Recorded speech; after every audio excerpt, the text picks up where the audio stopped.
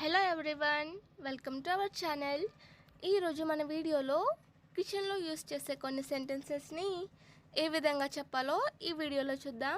మన వీడియో కనుక నచ్చినట్లయితే తప్పకుండా సబ్స్క్రైబ్ చేయండి. ఈరోజు ఈ వీడియోలో నేను ఒక సెంటెన్స్ ఇచ్చాను. దానిని ఇంగ్లీష్లో ఏమంటారో ఖచ్చితంగా కామెంట్ బాక్స్లో కామెంట్ చేయండి. నేను ఆమెతో మాట్లాడాల్సి వచ్చింది. నేను ఆమెతో మాట్లాడాల్సి వచ్చింది. దీన్ని ఏమంటారో ఖచ్చితంగా కామెంట్ బాక్స్లో కామెంట్ చేయండి. Don't skip video. Let's started. First one వచ్చేసి కూరగాయలను శుభ్రమైన నీటితో కడుగు. Wash the vegetables with clean water.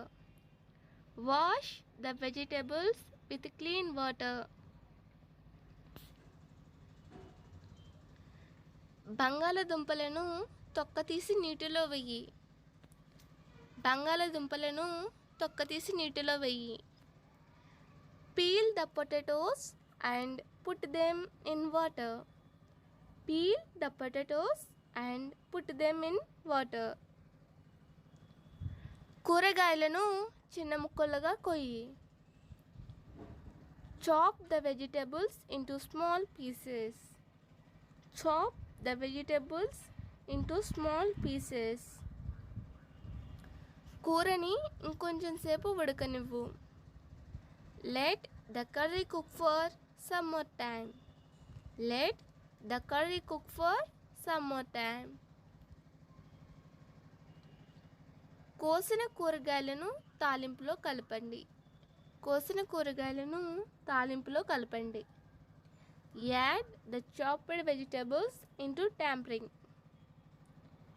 Add the chopped vegetables into tempering.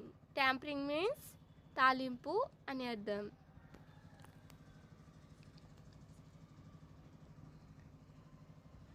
అన్నం ఇంకా ఉడకలేదు. అన్నం ఇంకా ఉడకలేదు. The rice is not cooked yet. The rice is not cooked yet. కూర మాడిపోయింది. కూర మాడిపోయింది. దీనిని ఇంగ్లీష్లో ఎలా చెప్పాలంటే the curry was chartered. Chartered అంటే మాడిపోయిందని. కూరలో ఉప్పు చాలా ఎక్కువైంది. ఇలా చెప్తూ ఉంటాం కదా. దీన్ని ఇంగ్లీష్లో ఎలా చెప్పాలంటే The curry is too salty. The curry is too salty అంటే కూరలో ఉప్పు ఎక్కువైంది అని అర్థం.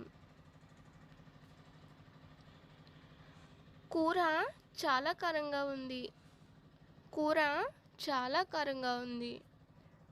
The curry was very spicy. Spicy means కారం ఎక్కువగా ఉండడం అన్నమాట. The curry was very spicy. చూసారు కదా. ఈరోజు మన వీడియో నచ్చినట్లయితే తప్పకుండా మన ఛానల్ని లైక్ చేసి షేర్ చేసి సబ్స్క్రైబ్ చేయండి. Thank you for watching.